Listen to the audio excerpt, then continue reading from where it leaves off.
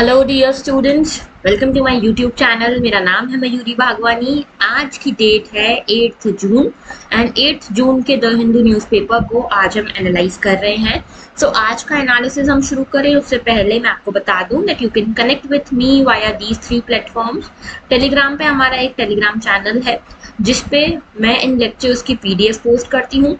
इसके अलावा हमारा एक मेल आईडी और ट्विटर आईडी भी है जिसपे आप मुझसे अपने डाउट्स, अपनी क्वेरीज, अपना फीडबैक सब कुछ शेयर कर सकते हो। ओके, सो यहाँ पे मेल और ट्विटर के थ्रू भी आप मुझसे कनेक्ट कर सकते हो। सो आगे बात करते हैं। देखो GS1 की बात करते हैं, क्या क्या टॉपिक्स है हमारे पास। तो देखो आज GS1 में कुछ नहीं है। GS2 में इंटरनेशनल रिलेशन में एक टॉपिक है फिशर इन वेस्ट एंटी रशिया अलायंस। तो रशिया के अगेंस्ट जो वेस्ट का अलायंस था उसमें कहीं ना कहीं एक डिवाइड देखने को मिल रहा है। क्या है ये डिवाइड, पूरी सिचुएशन क्या है, समझेंगे इसको। सेकेंड टॉपिक है चाइना कंबोडिया पोर्ट प्रोजेक्ट। तो चाइना जो है कंबोडिया में एक पोर्ट प्रोजेक्ट डेवलप कर रहा है और इसके चक्कर में हुआ ये है कि पूरे वर्ल्ड की जो है ना, पूरे वर्ल्ड की नजर इन्हीं पे है कि अगला शिकार चाइना का है कंबोडिया। ठीक है, तो इसके बारे में देखेंगे। गवर्नेंस में देखेंगे स्टेट फूड सेफ्टी इंडेक्स के बारे में। वर्ल्ड फूड सेफ्टी डे के उपलक्ष्य में स्टेट फूड सेफ्टी इंडेक्स आया है, इसको देखेंगे। न्यू एयर स्पोर्ट्स पॉलिसी के बारे में देखेंगे एंड GS3 में हम देखेंगे एनवायरमेंट में जॉइंट टाइगर एलिफेंट सेंसस के बारे में। सिक्योरिटी में देखेंगे CDS यानी कि चीफ ऑफ डिफेंस स्टाफ, इस पोस्ट के लिए नए रूल्स बनाए गए हैं, इसके बारे में देखेंगे। एंड GS4 में we have nothing for today.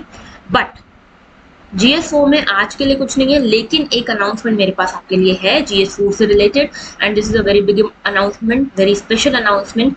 ये अनाउंसमेंट ये है कि एथिक्स का हम कोर्स स्टार्ट कर रहे हैं, कॉम्प्रिहेंसिव कोर्स। ठीक है, 40 डेज का ये कोर्स होगा और इस कोर्स में हम आपको GS पेपर 4 जो है इसको स्टार्टिंग से एंड तक फ्रॉम द स्क्रैच पढ़ाया जाएगा। आपको मेंटरशिप प्रोवाइड की जाएगी। ठीक है, मतलब आपको जो थ्योरी है वो तो पढ़ाई जाएगी, केस स्टडीज से सॉल्व करवाई जाएगी, मेंटरशिप इसके रिगार्डिंग आपको प्रोवाइड की जाएगी for the duration of the course. And इसके अलावा आपको यहाँ पे मिलेगा प्रीवियस ईयर क्वेश्चंस का एनालिसिस, डिस्कशन, साथ में rigorous answer writing practice in every class. Okay, साथ में हम एग्जाम्पल्स के साथ, डायग्राम्स के साथ स्टडी करेंगे एथिक्स को। तो ओवरऑल काफी कॉम्प्रिहेंसिव कोर्स है। 20 तारीख से यानी कि 28 जून से शुरू हो रहा है। If you are interested then you can enrol and I suggest enrol ASAP, यानी कि जल्दी से जल्दी एनरोल कर लो क्योंकि ऑफर प्राइस में ये कम प्राइस में आपको पड़ रहा है। वैसे इसकी जो कोर्स फी है वो है ₹4,999, लेकिन for the first 30 students we are taking the enrolments in ₹2,999 and this is only one time offer क्योंकि हमारी पहली बैच है, इसीलिए स्पेशल बैच के लिए स्पेशल ऑफर है। ठीक है, एंड अभी तक I am telling you already 16 students have enrolled. कल ही लॉन्च किया है हमने ये प्रोग्राम, तो आप लोग अपना अकॉर्डिंगली देख लो। अगर इंटरेस्टेड हो तो यू कैन एनरोल। एंड इसकी बाकी सारी डिटेल्स जो है इसको मैं लिंक में शेयर कर दूंगी, ब्रोशर को और जो मैंने वीडियो बनाया था इस कोर्स को लेकर, इसके बारे में जो सारी डिटेल्स है वो आपको कमेंट सेक्शन में और डिस्क्रिप्शन बॉक्स में दोनों में मिल जाएगी। ओके, सो पहले आर्टिकल के साथ शुरू करते हैं। Tamil Nadu tops for food safety index. तो देखो फूड सेफ्टी इंडेक्स, सबसे पहला क्वेश्चन आएगा आपको, फूड सेफ्टी इंडेक्स जो है स्टेट फूड सेफ्टी इंडेक्स कौन निकालता है। तो सबसे पहला इसका आंसर होना चाहिए FSAI। ठीक है, food safety and standard authority of India. अब ये बॉडी कब की है? ये बॉडी बनी है एक एक्ट से। आप मुझे बताना इन द कमेंट सेक्शन। पहला क्वेश्चन आपका ये है, कमेंट सेक्शन में बताओ पार्लियामेंट के एक्ट से जब कोई बॉडी बनती है तो उस बॉडी को क्या कहा जाता है। तो ये कौन से एक्ट से बनी है ये बताते हैं। 2006 के एक्ट है। ठीक है, इसका नाम है food safety and standard authority of India act 2006। इस एक्ट के थ्रू बनी है और आप अपने क्वेश्चन का ध्यान रखना। पहला क्वेश्चन है आपका कि क्या बोलते हैं इस बॉडी को जो पार्लियामेंट के एक्ट के थ्रू बनती है। दूसरी चीज, ये कौन सी मिनिस्ट्री में आती है। दूसरा क्वेश्चन आपके लिए ये है, इसकी मिनिस्ट्री बताओगे आप मुझे, कौन सी मिनिस्ट्री के अंतर्गत ये आती है ये बॉडी। ओके, तो दो क्वेश्चन आपके लिए सामने सामने रखे हैं। कमेंट सेक्शन में I would like to see every one of you answering that. Okay, क्योंकि मैं देखती हूँ कि सिर्फ 4 से 5 लोग आंसर करते हैं। हम चाहते हैं कि आपका रिटेंशन ज्यादा से ज्यादा हो। करंट अफेयर्स का आपने प्रीलिम्स का पेपर देखा होगा, ऐसे नहीं निकलेगा, सिर्फ देखने से, सिर्फ एक म्यूट स्पेक्टेटर बनने से नहीं निकलेगा, आपको ज्यादा से ज्यादा पार्टिसिपेट करना पड़ेगा। ओके, तो इसके दोनों के आंसर्स मुझे चाहिए और मेजोरिटी आप लोगों में से ज्यादा लोग पार्टिसिपेट करेंगे इसमें। ओके, चलो फूड सेफ्टी इंडेक्स के बारे में देख लेते हैं। ये जो इंडेक्स है ये निकला है अभी वर्ल्ड फूड सेफ्टी डे के कारण निकला है, ठीक है। और ये जो है, ये जो इंडेक्स निकला है इसमें बेसिकली बताया जाता है 5 पैरामीटर्स के बारे में, ठीक है। 5 पैरामीटर्स के बेसिस पे ये इंडेक्स निकलता है। और एक चीज और कि आप सभी को पता होगा कि हमारे देश में माल न्यूट्रिशन की प्रॉब्लम जो है काफी बड़ी है, ठीक है। आप सभी ने पढ़ी होगी रिपोर्ट, हमने कई बार डिस्कस भी करी है। National family health survey number 5 आया था अभी रिसेंटली। इसमें हमने देखा था कि जो स्टंटिंग का रेट है अभी भी काफी हाई है, वेस्टिंग का रेट है अभी भी काफी हाई है, एनीमिया का रेट है ये भी हाई है, ठीक है। अंडर न्यूट्रिशन हाई है, ठीक है। तो यहाँ पे ये सब जो प्रॉब्लम्स है हमारे देश में, ये न्यूट्रिशन की प्रॉब्लम है। कहीं कहीं पे ओबेसिटी की प्रॉब्लम है, मतलब बहुत सारी जगह पे है ओबेसिटी की प्रॉब्लम, यहाँ ओवर न्यूट्रिशन की या फिर अंडर न्यूट्रिशन की प्रॉब्लम है, ठीक है। तो न्यूट्रिशन सही से नहीं मिल रहा, इसीलिए ये सब प्रॉब्लम हो रही है। अब इन्हीं सब चीजों को ठीक करने के लिए ये फूड सेफ्टी इंडेक्स इसको निकाला जाता है। फूड सेफ्टी जो स्टैंडर्ड अथॉरिटी ऑफ इंडिया है ये इसी को ठीक करने का काम करती है बेसिकली, ठीक है। तो इस रिपोर्ट के बारे में देखेंगे पहले, इसके बाद आएंगे इस आर्टिकल के ऊपर, ठीक है। तो देखो ये जो इंडेक्स आया है ये किसने निकाला है, food safety standard authority of India ने निकाला है, ठीक है। इसमें 5 पैरामीटर्स दिए जाते हैं। पहला पैरामीटर है human resource and institutional data, ठीक है। तो यहाँ पे ह्यूमन रिसोर्स और इंस्टीट्यूशनल डाटा के बेसिस पे निकलता है। पहले तो ये कंप्लायंस की जो स्टैंडर्ड सेट किए गए हैं उसके अकॉर्डिंग यहाँ पे काम हो रहा है या नहीं हो रहा है। फूड टेस्टिंग के बेसिस पे इंफ्रास्ट्रक्चर सर्विलेंस, इसके अलावा ट्रेनिंग और कैपेसिटी बिल्डिंग कैसी की गई है लोगों की कि वो न्यूट्रिशन प्रोवाइड कर पा रहे हैं कि नहीं कम्युनिटी को। एंड इसके अलावा कंज्यूमर एम्पावरमेंट, कंज्यूमर कितना एम्पावर्ड है, कंज्यूमर कितना अवेयर है about what is good for him and what is not. Okay, index जो है ये डायनामिक क्वांटिटेटिव और क्वालिटेटिव बेंचमार्किंग के बेसिस पे बनाया जाता है। मतलब दोनों ही इसमें पैरामीटर्स होते हैं, क्वांटिटेटिव भी होते हैं और क्वालिटेटिव भी होते हैं, ठीक है। ऑब्जेक्टिव फ्रेमवर्क होता है जिसके अक्रॉस यहाँ पे स्टेट्स के अक्रॉस सारे स्टेट्स को यहाँ पे तोला जाता है कि कितना कितना हर कोई फूड सेफ्टी के जो कंप्लायंस है वो कर रहा है, स्टैंडर्ड्स को कंप्लाई कर रहा है। इसके अलावा जो देखो ये फर्स्ट फूड सेफ्टी इंडेक्स आया था ये 2018-19 में आया था, तो ज्यादा पुराना नहीं है, ठीक है। ये इंडेक्स 2018-19 में शुरू हुआ है और ये पहला जो था ये 2018-19 में आया था। वर्ल्ड फूड सेफ्टी डे 7 जून को मनाया जाता है। 2019 में पहली बार जब बनाया गया था तब ही यहाँ पे फूड सेफ्टी इंडेक्स आया था। तो याद रखना world food safety day on 7 जून और पहली बार बनाया गया था 2019 में और इसी टाइम पे पहला स्टेट फूड सेफ्टी इंडेक्स भी आया था। ओके, अब थोड़ी सी बात कर लेते हैं जो food safety and standard authority of India है, ये कुछ इनिशिएटिव्स लेकर आई है इंडिया में फूड सेफ्टी को, न्यूट्रिशन को इंश्योर करने के लिए। इसमें पहला इनिशिएटिव है eat right India movement. Now remember it very carefully, question आपसे सीधा पूछा जा सकता है eat right India movement was started by whom. जैसे एक क्वेश्चन 2019 में पूछा था यूपीएससी ने नीति आयोग के बारे में, ठीक है। नीति आयोग में क्वेश्चन था कि जो अटल इंक्यूबेशन सेंटर या अटल इनोवेशन मिशन है, अटल इनोवेशन मिशन के बारे में पूछा गया था। अटल इनोवेशन मिशन किसका इनिशिएटिव है, तो नीति आयोग का था। वैसे ही आपसे पूछा जा सकता है ईट राइट इंडिया मूवमेंट किसका इनिशिएटिव है, तो you must know that it was an initiative of food safety and standard authority of India. Okay, अब यहाँ पे काम ये था कि जो भी फूड है हमारे देश में उसको सेफ, हेल्दी और सस्टेनेबल बनाना है, ठीक है। ये अलाइंड है with the national health policy of 2017। Okay, और इसके साथ साथ जो दूसरे प्रोग्राम हमारे देश में चल रहे हैं जैसे आयुष्मान भारत, पोषण अभियान, एनीमिया मुक्त भारत, स्वच्छ भारत मिशन, इन सभी के साथ अलाइंड होकर इसको चलाया जा रहा है।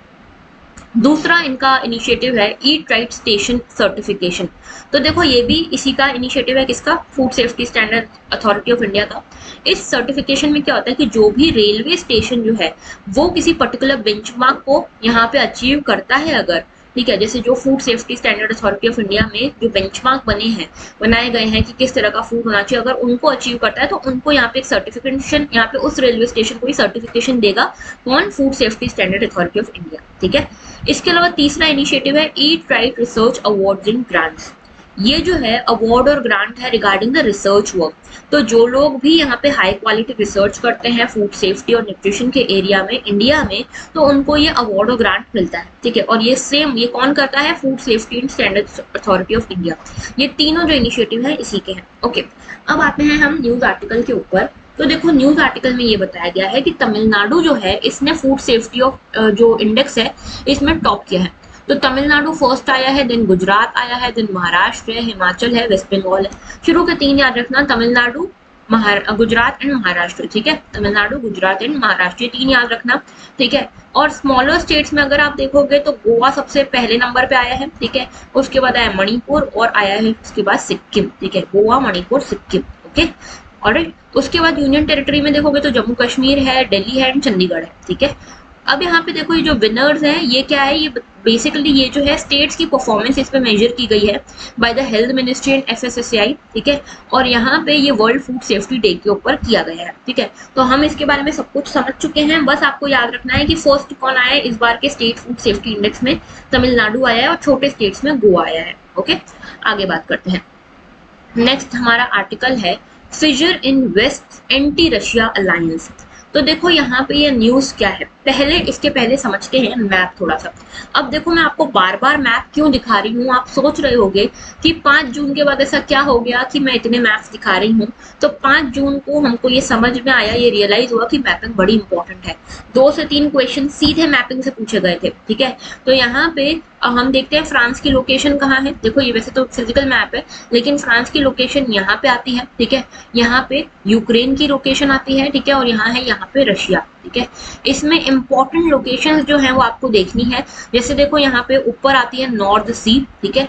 नॉर्थ सी के आसपास कौन कौन सी कंट्रीज आती हैं ये आपको देखना है। तो आज का आपका होमवर्क ये है कि आप ये जो मैं आपको मैप दिखा रही हूँ ये फिजिकल मैप है, आपको पॉलिटिकल मैप देखना है इसी यूरोप वाले एरिया का। इसमें फ्रांस कहाँ पड़ता है, यूक्रेन कहाँ है, रशिया कहाँ है, इसके आसपास कौन कौन सी वाटर बॉडीज है। जैसे देखो यहाँ इंग्लिश चैनल भी दिख रहा है, ठीक है। फिर इसके अलावा यहाँ पे बे ऑफ बिस्के है। तो ये सब आपको लोकेशंस देखनी है, ठीक है। ये आपका आज का होमवर्क है, एटलस का होमवर्क है, ओके। अब देखो आते हैं हम न्यूज के ऊपर। देखो न्यूज ये है कि जो वेस्ट है वो जो देखो यहाँ पे आपको जिन लोगों को नहीं पता एक थोड़ा सा बैकग्राउंड शॉट में दे देती हूँ। देखो रशिया और यूक्रेन के बीच में एक वॉर चल रही है, ठीक है। वॉर चल रही है, 100 डेज से ऊपर हो चुके हैं। आई होप आप सभी को पता होगा लगभग इसके बारे में, ठीक है। लेकिन फिर भी अगर कोई नया स्टूडेंट है उनके लिए मैं बता देती हूँ, इन दोनों के बीच में वॉर चल रही है। यूक्रेन की साइड है पूरा वेस्ट, ठीक है। और ये वेस्ट में आता है US, UK, ठीक है, फ्रांस, जर्मनी, ये सब जो है ये यूक्रेन की साइड पे है, ओके। लेकिन अब इन सब के बीच में एक डिवाइड देखने को मिल रहा है, ठीक है। ये जो पूरा वेस्ट का अलायंस बना है ना, अभी जो एंटी रशिया अलायंस बना है, इसमें एक डिवाइड देखने को मिल रहा है। क्यों ये डिवाइड देखने को मिल रहा है ये बात करेंगे अब यहाँ पे हम, ठीक है। तो देखो हुआ ये कि फ्रांस जो पहले पूरे वेस्ट के साथ US, UK के साथ खड़ा था कि रशिया बहुत गलत कर रहा है, रशिया तो एक अग्रेसर है, रशिया यूक्रेन की टेरिटरी में घुस गया है, रशिया यूक्रेन की सॉवरेनिटी को हार्म कर रहा है, ये सब चीजें फ्रांस ने कही हुई है। अब यहाँ के फ्रांस के प्रेसिडेंट ने एकदम अपना बयान बदल दिया और ये बोला कि नाटो को और US को ये समझना चाहिए कि रशिया को इतना ह्यूमिलिएट ना किया जाए, ठीक है। ये कह रहा है कौन? फ्रांस कह रहा है, ठीक है। तो यहाँ पे क्या हुआ कि इन्होंने अपना जो पहले जो पोजीशन इन्होंने ली थी उससे बिल्कुल डिपार्ट कर रहे हैं ये, ठीक है। तो मैक्रोन जो है यहाँ पे जो फ्रांस के प्रेसिडेंट हैं वो अपने जो बयान थे अपनी स्टेटमेंट से बिल्कुल पलट गए और ये देखने को मिल रहा है कि शायद ये चाहते हैं कि डिप्लोमेटिक तरीके से इस वॉर का अंत हो जाए और इनकी जो इक्वेशन है रशिया के साथ वो ना बिगड़े, ठीक है। तो यहाँ पे ये समझ में आ रहा है कि डिप्लोमेटिक सॉल्यूशन चाह रहे हैं फ्रांस के प्रेसिडेंट, ओके। अब यहाँ पे यह ऐसे ही जर्मनी भी थोड़ा सा लड़खड़ा तो रहा है। अभी तक जो कट्टर बने हुए हैं वो है US और UK, ठीक है। अब देखो यहाँ पे क्या हो रहा है, पहले यहाँ पे कुछ टाइम पहले बोल रहा था फ्रांस की आपने तो यूक्रेन की टेरिटरी ले ली, आपने तो यहाँ पे ये कर दिया वो कर दिया। तो पूरा जो नाटो वाला अलायंस है, पूरा जो वेस्ट वाला अलायंस है वो ये चाहता था कि रशिया बिना किसी कंडीशन से के यूक्रेन से बाहर निकल जाए। अब रशिया का हमको पता है पुतिन जी इतने तो सीधे नहीं है कि वो बिना कुछ मांगे बिना कुछ किए निकल जाएंगे। इतना उन्होंने अपने रिसोर्सेज लगाए हैं और लगभग यूक्रेन की आज की डेट में आप देखोगे यूक्रेन की 1/5 टेरिटरी रशिया के पास है आज की डेट में, ठीक है। तो यहाँ पे इस तरह की सिचुएशन अभी चल रही है। तो अभी यूक्रेन ने कैसे रिएक्ट किया है फ्रांस के इस स्टेटमेंट को? तो फ्रांस हमें जो है फ्रांस के ऊपर पहले से ही शक था यूक्रेन को, और यूक्रेन के प्रेसिडेंट जो है जेलेंस्की, इन्होंने पहले भी कहा था कि शायद जो मिस्टर मैक्रोन है यानी कि जो फ्रांस के प्रेसिडेंट हैं, वो यूक्रेन की तरफ से चाहते हैं कि यूक्रेन बिना कुछ अपनी सॉवरेनिटी को प्रोटेक्ट किए कॉम्प्रोमाइज कर ले, ठीक है, क्योंकि ये चीज फ्रांस के भले में होगी, ठीक है। तो यहाँ पे यूक्रेन ने बोला है कि हम तो कहीं कॉम्प्रोमाइज नहीं करने वाले हैं, हम अपनी टेरिटरी को बचा के ही रहेंगे, ठीक है। हाँ, डिप्लोमेटिक पॉसिबिलिटीज हैं, तो डिप्लोमेटिक पॉसिबिलिटीज जो भी हैं वो तब यहाँ पे काम आएंगी जब रशिया एग्री करता है, ठीक है। अब दूसरे देश कैसे रिस्पॉन्ड कर रहे हैं, तो यहाँ पे दूसरे देशों ने फ्रांस को क्रिटिसाइज किया है कि ऐसे कैसे आप तुम बैक स्टेप कर सकते हो। इसमें देखो जो एस्टोनिया है, लातविया है, लिथुआनिया है, पोलैंड है, इन सभी ने बोला है कि फ्रांस को ऐसे अपना जो बयान है वो बदलना नहीं चाहिए, बैक स्टेप नहीं करना चाहिए। अब यहाँ पे ये समझने की बात है कि मिस्टर मैक्रोन जो है, जो फ्रांस के प्रेसिडेंट हैं, ऐसा क्या हो गया रातों रात कि ये अपना बयान इस तरह से पलट गए, ठीक है। पहले ये रशिया के बिल्कुल अगेंस्ट हुआ करते थे, एंटी रशिया अलायंस में थे, अब ये बोल रहे नहीं बेचारे रशिया को इतना ह्यूमिलिएट मत करो, ठीक है। तो यहाँ पे ऐसा क्या हो गया? यहाँ पे हुआ ये है कि हम सभी को पता था कि फ्रांस हो गया, जर्मनी हो गया, ये जो है ये भले ही ऊपर ऊपर से दुश्मनी दिखा ले रशिया के साथ, लेकिन इनकी डिपेंडेंस भी रशिया के ऊपर ही है। इनके यहाँ पे नेचुरल गैस जो है वो यहीं से आती है, फूड ग्रेन्स जो है वो इसी रास्ते से होके आते हैं। अब रशिया ने क्या किया है, फूड ग्रेन्स का रास्ता भी रोक दिया है, ठीक है। तो फूड सिक्योरिटी के भी लाले पड़ रहे हैं यहाँ पे जो नेचुरल गैस है वो नहीं आ पा रही, तो फ्यूल भी जो है बहुत महंगा हो गया है, ठीक है। इकोनॉमी बहुत खराब अभी इनकी चल रही है, स्लो डाउन पे चल रही है। अब इन देशों को अपनी सुरक्षा तो मेंटेन करनी ही पड़ेगी, अपने देश में तो सब कुछ अवेल कराना ही है इनको लग रहा है कि हमारा क्या, यूक्रेन में वॉर चल रही है, ठीक है, बाहर से मदद दे देते हैं, लेकिन हम अपने देश में क्यों सफर करें, ठीक है। तो इनके यहाँ पे अब इनके देशों को सफर करना पड़ रहा है, क्योंकि रशिया ने अब बताया है इनको कि भैया तुम अगर सामने वाली वेस्ट वाली पार्टी की साइड हो तो फिर झेलो जो कॉन्सिक्वेंसेज है। अब यहाँ पे पहले देखो, जब स्टार्टिंग की बात करें तो पहले भी फ्रांस के थोड़े अच्छे रिलेशन हुआ करते थे, ठीक है, लेकिन अभी अभी ये चीजें बिगड़ी है और यहाँ पे फ्यूल प्राइसेस बढ़ रहे हैं, जो कॉस्ट है, कॉस्ट ऑफ लिविंग है वो बढ़ रहा है। अब ऐसे में एक तो देखो ये तो नुकसान ओवरऑल देश का भी है, और यहाँ पे जो लीडर्स है ना उनका भी नुकसान है, क्योंकि इनकी जो डोमेस्टिक पॉपुलेशन है, जैसे मान लो फ्रांस में इकोनॉमी ऐसी काम करी, तो जो डोमेस्टिक पॉपुलेशन है उनका सपोर्ट यहाँ से इनके लीडर्स से हट रहा है। उनका जो डोमेस्टिक पॉपुलेशन, जैसे इंडिया है, इंडिया की पॉपुलेशन मोदी जी को सपोर्ट कर रही है, तो मोदी जी काम करेंगे आगे। अगर मोदी जी कोई ऐसा डिसीजन लेते हैं जिसमें इंडिया की पॉपुलेशन को नुकसान हो रहा है, तो इंडिया की पॉपुलेशन अपना सपोर्ट वापस खींचने की कोशिश करेगी, तो मोदी जी डर के वापस हो सकता है कि अपना जो स्टेप पहले लिया था वो वापस ले ले। ऐसे ही हर लीडर के साथ होता है, ठीक है, this was just an example, लेकिन ये हर लीडर के साथ होता है। तो वैसे ही यहाँ पे इनको फेस करना पड़ रहा है। फ्रांस में जो डोमेस्टिक पॉपुलेशन है यहाँ की, वो काफी ज्यादा चिड़ी हुई है कि आपको क्या मतलब, आप क्यों फालतू में यहाँ पे छेड़ रहे हो रशिया को, हमारा तो काम बन रहा था, ठीक है। तो अब फ्रांस फिर से रशिया की साइड हो रहे हैं धीरे धीरे, ओके। एक चीज रशिया ने बहुत पहले क्लियर कर दी थी कि रशिया के ऊपर तुम कितने भी सैंक्शंस लगा लो, वेस्ट रशिया के ऊपर कितने भी सैंक्शन लगा ले, फिर भी रशिया को उतना नुकसान नहीं होगा जितना वेस्ट को होगा, ठीक है। तो लॉस जो है वो ज्यादा वेस्ट का है, वेस्ट में भी स्पेसिफिकली जर्मनी और ये जो है फ्रांस, ठीक है, जो यूरोपियन कंट्रीज हैं उनका ज्यादा नुकसान है। क्यों? क्योंकि रशिया जो है फिर उनको सप्लाईज देना बंद कर देगा, और अगर ऐसा हो गया तो इकोनॉमिक कंडीशन इन कंट्रीज की भी गिरेगी, ओके। तो यहाँ पे ये पूरा अभी चल रहा है, और अभी ये समझ में आ रहा है कि अभी तो देखो रशिया तो इस मूड में नहीं लग रहा कि वॉर खत्म करे वो। 1/5 यूक्रेन इन्होंने अक्वायर कर लिया है, और अभी पता नहीं और कितना टाइम चलेगा, लेकिन अभी तो ये नहीं दिख रहा कि यहाँ पे कोई रिजोल्यूशन निकलेगा, कोई सॉल्यूशन निकलेगा, और डिप्लोमेटिक सॉल्यूशन का भी कोई दूर दूर तक यहाँ पे रास्ता दिख नहीं रहा है, ठीक है। अब यहाँ पे बोला जा रहा है कि जो फ्रांस और जर्मनी के प्रेसिडेंट हैं उन्होंने यहाँ पे मिस्टर पुतिन से बात की है। तो यहाँ पे देखो फ्रांस और रशिया के पहले से रिलेशन अच्छे हुआ करते थे, ठीक है, और यहाँ पे इनफैक्ट जो फ्रांस है उसने कोशिश भी करी थी कि ईयू और रशिया के बीच में, यूरोपियन यूनियन और रशिया के बीच में जो भी प्रॉब्लम्स चल रही है उसमें फ्रांस मीडिएट करे, ठीक है। लेकिन अभी ये जो पूरा रशिया यूक्रेन वाला इशू हुआ है उससे सारी इक्वेशंस बदल गई हैं, बिल्कुल बिगड़ गई हैं, ठीक है। अब यहाँ पे जो फूड ग्रेन्स वाला एक इशू है, ठीक है, फ्यूल वाला इशू है, शॉर्टेज हो रही है, लोग हंगर के मारे मर रहे हैं, ये सारे इश्यूज हो रहे हैं, ठीक है। तो इसीलिए शायद यहाँ पे फ्रांस और जर्मनी के प्रेसिडेंट जो है इन्होंने कॉल किया था मिस्टर पुतिन को कि देखो डिप्लोमेटिक सॉल्यूशन की तरफ चलते हैं, कुछ ना कुछ कर लेंगे, ठीक है। अब देखो यहाँ पे क्या क्रैक्स आना शुरू हो गए हैं, तो ऐसा तो लग तो रहा है कि वेस्ट वाला जो था एंटी रशिया अलायंस, इसमें क्रैक आना शुरू हो गए और दो ब्लॉक्स बन रहे हैं। एक साइड है यूएस यूके और जो बाल्टिक स्टेट्स हैं पोलैंड वगैरह, और दूसरी साइड है ये फ्रांस जर्मनी वाले कंट्रीज, ठीक है। अब यहाँ पे इनके अपने इंटरेस्ट हैं, देखो फ्रांस जर्मनी के अपने इंटरेस्ट हैं और यूएस यूके के अपने इंटरेस्ट हैं। यूएस यूके बेसिकली रशिया को खदाड़ना चाहते हैं, यूएस रशिया के थ्रू चाइना को भी पीछे करना चाहते हैं, ठीक है। तो यहाँ पे ये सारे सब लोग अपने अपने इंटरेस्ट के हिसाब से काम कर रहे हैं, ऐसा नहीं कि कोई बिल्कुल यूक्रेन के ऊपर दया आ गई इसीलिए कोई कुछ काम कर रहा है, ठीक है। सबके अपने अपने इंटरेस्ट हैं। ऑलराइट, तो यहाँ पे देखना ये होगा कि आगे क्या होता है। अगर यहाँ पे ये वॉर लंबी चली तो डिप्लोमेटिक सॉल्यूशन और डिफिकल्ट होते जाएंगे। ओके, तो ये था पूरा आर्टिकल, आई होप समझ में आया होगा। आगे बात करते हैं। New rules allow ex officers to hold CDS post. तो सीडीएस क्या है, देखो चीफ ऑफ डिफेंस स्टाफ, ये सीडीएस पोस्ट है, ठीक है। और हमारे जो late and most honourable mister Bipin Rawat ji थे, उन्होंने ये फर्स्ट सीडीएस बने थे। उनकी अनफॉर्चुनेटली डेथ हो गई थी एक प्लेन क्रैश में, ठीक है, एयरक्राफ्ट क्रैश में। लेकिन अब नया सीडीएस ढूंढने की जो जद्दोजहद है वो चालू है। अब इसी के लिए यहाँ पे कुछ नए रूल्स लाए गए हैं, ठीक है। तो रूल्स ये लाए गए हैं कि पहले जो सीडीएस पोस्ट हुआ करती थी, ये सीडीएस पोस्ट पे सिर्फ 4 स्टार ऑफिसर आया करता था। पहले 4 स्टार ऑफिसर ही एलिजिबल हुआ करता था, अब 3 स्टार ऑफिसर्स को भी इसके लिए एलिजिबल कर दिया गया है, ठीक है। बस कंडीशन ये है कि जब आपको सीडीएस पोस्ट के लिए अपॉइंट किया जाए तब तक आपने 62 इयर्स की एज अटेन ना की हो, ठीक है। तो 62 इयर्स की एज से अगर आप कम हो और 3 स्टार रिटायर्ड ऑफिसर हो तो फिर आपको सीडीएस के लिए आप एलिजिबल हो। यहाँ पे पहले यही चीज 4 स्टार हुआ करती थी, ठीक है। तो न्यूज इतनी सी है, लेकिन यहाँ पे सीडीएस इंपॉर्टेंट हो जाता है हमारे लिए। तो सीडीएस देखो चीफ ऑफ डिफेंस स्टाफ, ये जनरली पहले जब आया था तो 4 स्टार जनरल या ऑफिसर यहाँ पे सीडीएस बना करता था।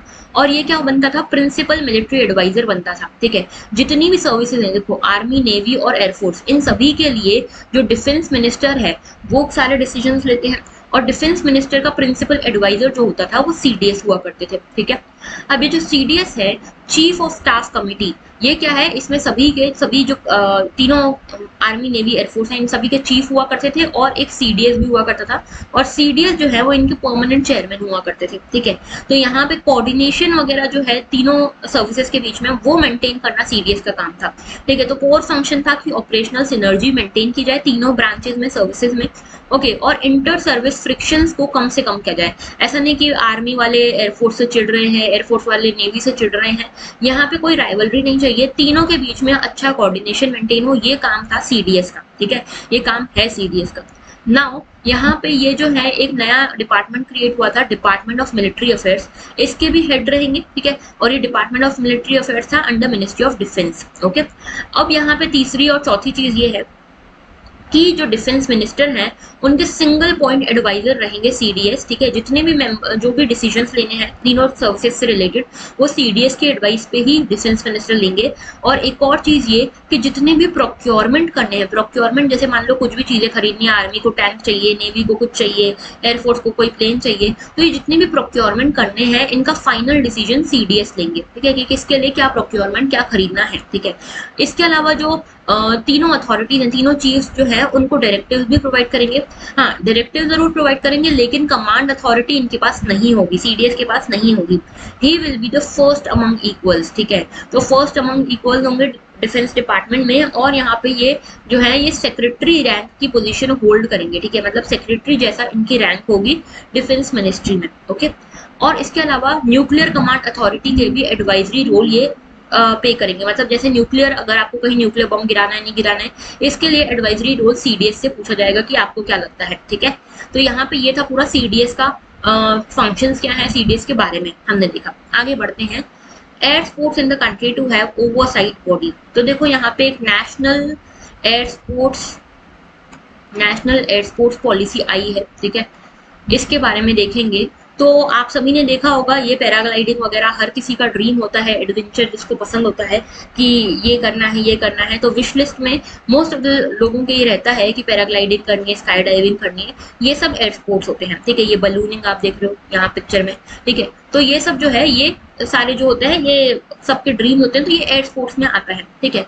अब मिनिस्ट्री ऑफ सिविल एविएशन जो है वो इस पूरे पॉलिसी को लेकर आई है। पहली बार नेशनल एयर स्पोर्ट्स पॉलिसी हमारे यहाँ पे आई है और इसमें कहा गया है, इसमें 2-3 चीजें बताई गई है, ठीक है। तो यहाँ पे पहली चीज तो ये बोला कि एयर स्पोर्ट्स जो है हमारे देश में इसके लिए बहुत पोटेंशियल है और इसको एक बड़ी इंडस्ट्री में हम कन्वर्ट कर सकते हैं। आज की डेट में 80 to 100 करोड़ की ये इंडस्ट्री है, ठीक है। 80 to 100 करोड़ रुपीस की इंडस्ट्री है। आगे जाके ये 5000 लोगों की भी ये इंडस्ट्री बन सकती है और इसका पोटेंशियल बहुत है, ठीक है। इसमें 1 लाख से ज्यादा एम्प्लॉयमेंट्स जनरेट हो सकती हैं। नाउ देखो इसमें मेजर चीज क्या कही गई है। मेजर चीज ये कही गई है कि जितना भी ये एयर स्पोर्ट्स है इसके लिए जो रेगुलेटिंग बॉडी, जो फैसिलिटेटिंग बॉडी होगी वो 4 टायर की होगी, ठीक है। 4 टायर्स होंगे इसमें। सबसे ऊपर रहेगा air sports federation of India, air sports federation of India सबसे ऊपर रहेगा। सेकंड नंबर पे आएगा नेशनल एसोसिएशन, ठीक है, national association for individual sports. Third number पे स्टेट लेवल की बॉडी आएगी और फोर्थ लेवल पे आएगी डिस्ट्रिक्ट लेवल, ठीक है, समझ गए। तो इस तरह से यहाँ पे स्टेट लेवल या रीजनल लेवल की बॉडी होगी। तो ये 4 टायर का इनके पास ओवरसाइट बॉडीज रहेंगी जिसके हिसाब से यहाँ पे एयर स्पोर्ट्स रेगुलेट होंगे। तो जो ये air sport federation of India है ये ऑटोनोमस बॉडी रहेगी, मिनिस्ट्री ऑफ सिविल एविएशन में आएगी और जितने भी ग्लोबल प्लेटफॉर्म्स पे जो एयर स्पोर्ट्स होते हैं, एयर स्पोर्ट्स से रिलेटेड कॉम्पिटिशन होते हैं उसमें ये हमको रिप्रेजेंट करेंगे। Air sport federation of India जो है ये हमको रिप्रेजेंट करेगा, ठीक है। इसके अलावा इनको अलग अलग एस्पेक्ट्स पे फंक्शंस दिए गए हैं, जैसे रेगुलेशन का काम इनका होगा, ठीक है, पेनल्टीज और अवार्ड्स ये देंगे, कॉम्पिटिशन ये करवाएंगे, ठीक है, सर्टिफिकेशन ये प्रोवाइड करेंगे, ये सब कुछ यहाँ पे ये देंगे, ठीक है। अपनी गाइडलाइन वगैरह ये लोग यही मेंटेन करेंगे जो air sports federation of India है, ओके। इसके अलावा जो स्पोर्ट्स है ये अभी इसको और ज्यादा इसको बढ़ावा दिया जा रहा है और इसमें कौन कौन से स्पोर्ट्स शामिल होंगे एयर स्पोर्ट्स में इसकी भी बात की गई है। जैसे कि देखो रॉकेटरी, ठीक है, model rocketry, amateur building, experimental aircraft, ballooning, drones, gliding, powered gliding, parachuting, ठीक है, ये सब कुछ इसमें, रोटर क्राफ्ट, ये सब इसमें इन्वॉल्व होगा, ओके। तो गवर्नमेंट अभी ये देख रही है कि किस तरह से एयर स्पोर्ट्स को और बढ़ावा दिया जाए, क्योंकि देखो एयर स्पोर्ट्स जो है ना ये एक मेजर सोर्स बन सकता है हमारे देश में टूरिज्म का, ठीक है। तो इसीलिए गवर्नमेंट सोच रही है कि इसको बढ़ावा कैसे दिया जाए, इसके ऊपर जो जीएसटी वगैरह है उसको भी कम करने की बातचीत चल रही है, ओके। तो national air sports policy, I hope आपको जितना अभी तक आया है इसके बारे में सामने वो तो क्लियर है, ओके। आगे बात करते हैं joint count of elephant and big cats. तो देखो टाइगर्स और एलिफेंट्स, टाइगर्स, एलिफेंट्स और लेपर्ड्स भी हैं, ठीक है। ये सब जो है इनके अलग अलग यहाँ पे सेंसस वगैरह हुआ करते थे, ठीक है। अभी बोला जा रहा है कि हम कोशिश ये कर रहे हैं, यूनियन गवर्नमेंट ने बोला है कि हम पहली बार इन तीनों का एक साथ सेंसस करेंगे। अब ऐसा क्यों बोला है, देखो इन तीनों का जो है सेंसस अलग अलग तरीके से होता है और टाइगर और एलिफेंट तो हमारे देश में बहुत ही इंपॉर्टेंट स्पीशी है। देखो टाइगर जो है ये आपको पता ही है कितना इंपॉर्टेंट है, शेड्यूल 1 में आता है वाइल्ड लाइफ प्रोटेक्शन एक्ट के। एलिफेंट भी शेड्यूल 1 में आता है। टाइगर्स का हर यहाँ पे 4 साल में, हर 4 इयर्स में सेंसस कराया जाता है और एलिफेंट का हर 5 इयर्स में सेंसस होता है, ठीक है। अब इन दोनों का सेंसस अलग अलग होता है, लेकिन यहाँ पे सोर्सेस तो ज्यादा ही लगते हैं ना, अलग अलग होता है तो, लेकिन देखने को मिलता है कि इन सभी की जो पॉपुलेशन है लगभग 90% सेम हैबिटेट में रहती है, सेम जगह पे दोनों रहते हैं 90%, ठीक है। तो ऐसे में एक ही बार रिसोर्सेज यूज करें ना, हम दो बार क्यों करें, रिसोर्सेज बचाना चाहिए। तो यहाँ पे यूनियन एनवायरमेंट मिनिस्ट्री ने यही बोला है कि अभी हम इस बार क्या करने वाले हैं, इस बार इन तीनों का सेंसस साथ में करने वाले हैं, ठीक है। तो ये चीज यहाँ पे बोली गई है। अब देखो इसकी बात करते हैं, फिर वापस आएंगे इसके ऊपर। टाइगर सेंसस की बात करें तो टाइगर सेंसस जो है ये हर 4 साल में कौन करवाता है, national tiger conservation authority. This is very important, याद रखना, नेशनल टाइगर कंजर्वेशन अथॉरिटी कराती है ये हर 4 साल में, ठीक है। आज का तीसरा क्वेश्चन आपके लिए ये है कि जो नेशनल टाइगर कंजर्वेशन अथॉरिटी है ये कौन से एक्ट के अंतर्गत बनाई गई है, ठीक है, कौन से एक्ट के अंतर्गत बनाई गई है ये आप मुझे बताओगे, और बहुत फेमस एक्ट है, ठीक है। अब देखो यहाँ पे इसने अभी 2018 में एक सेंसस कराया था टाइगर्स का, ठीक है, ये 5th सेंसस था। इसमें पता चला कि हमारे यहाँ पे टाइगर्स की पॉपुलेशन काफी अच्छी ग्रो कर रही है और लगभग 2967 हमारे देश में टाइगर्स हो गए हैं और सबसे ज्यादा टाइगर्स हमको मध्य प्रदेश में मिल रहे हैं, उसके बाद है कर्नाटका, ओके। तो ये टाइगर सेंसस की हमने बात करी। इसके अलावा एलिफेंट सेंसस आपको पता है 5 साल में होता है। 2006 से लेकर wild life institute of India जो है वो एनवायरमेंट मिनिस्ट्री के अंतर्गत आता है, ठीक है। इन्होंने कुछ प्रोटोकॉल स्टैंडर्डाइज करे हैं कि टाइगर्स की पॉपुलेशन कैसे काउंट करनी है। जैसे कैमरा ट्रैप्स के थ्रू आप यहाँ पे कर सकते हो, इनडायरेक्ट मेथड्स होती हैं उसके थ्रू आप टाइगर्स की पॉपुलेशन काउंट कर सकते हो। वैसे एलिफेंट्स का नंबर भी होता है। एलिफेंट्स का नंबर हर स्टेट अपने अपने हिसाब से देखता है, जैसे कोई डंग सैंपल्स के बेसिस पे या फिर डायरेक्ट साइटिंग के बेसिस पे यहाँ पे इनकी एलिफेंट्स की पॉपुलेशन भी मापी जाती है। ओके, अब आते हैं आर्टिकल के ऊपर। देखो इसमें बताया गया है कि जो टाइगर सर्वे होता है हर 4 साल में होता है, एलिफेंट्स वाला हर 5 साल में होता है। जो लास्ट टाइगर सेंसस हुआ था उसमें 2967 हमको टाइगर्स मिले थे, ठीक है। और एलिफेंट जो लास्ट सेंसस हुआ था 2017 में हुआ था, इसमें हमको 29,964 एलिफेंट्स मिले थे, ठीक है। तो लगभग 30,000 एलिफेंट्स हमारे देश में हैं और लगभग 3,000 टाइगर्स हमारे देश में हैं, ठीक है। तो यहाँ पे जो पब्लिक पॉपुलेशन एस्टिमेशन है उसके तरीके बताए गए हैं, किस तरह से यहाँ पे पॉपुलेशन एस्टिमेशन होता है। जैसे एलिफेंट्स जो हैं इनका हमने देखा डीएनए एनालिसिस होता है, डंग ड्रॉपिंग्स के बेसिस पे या स्टैटिस्टिकल टेक्निक्स के बेसिस पे होता है। टाइगर्स को काउंट किया जाता है कैमरास के थ्रू, ठीक है, या फिर इनके इंडिविजुअल टाइप्स के बेसिस पे, ठीक है, स्टैटिस्टिकल एनालिसिस के बेसिस पे ये सब होता है। एक और मेथड होती है हेड काउंटिंग, लेकिन हेड काउंटिंग को काफी टाइम से क्रिटिसाइज किया जा रहा है क्योंकि इसमें क्या होता है कई बार दो लोग, एक ही एलिफेंट है उसको 2 बार काउंट कर लिया तो पॉपुलेशन सेंसस बिगड़ जाता है, ठीक है। तो यहाँ पे अलग अलग मेथड्स बताई गई है किस तरह से हम सेंसस लेते हैं। ओके, आगे बात करते हैं।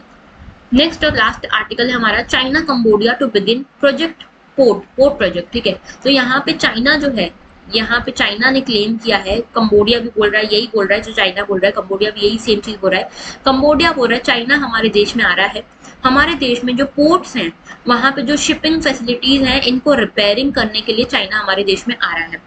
लेकिन पूरी दुनिया को इंक्लूडिंग यूएस एंड इंडिया सबको ये लगता है कि बेसिकली चाइना जो है यहाँ पे अपना एक मिलिट्री बेस बनाने वाला है, ठीक है। हो सकता है कंबोडिया अभी मना कर रहा है कि नहीं ऐसा कुछ नहीं है, हम अपने देश की सॉवरेनिटी थोड़ी खोएंगे, इसको मिलिट्री बेस थोड़ी बनाने देंगे।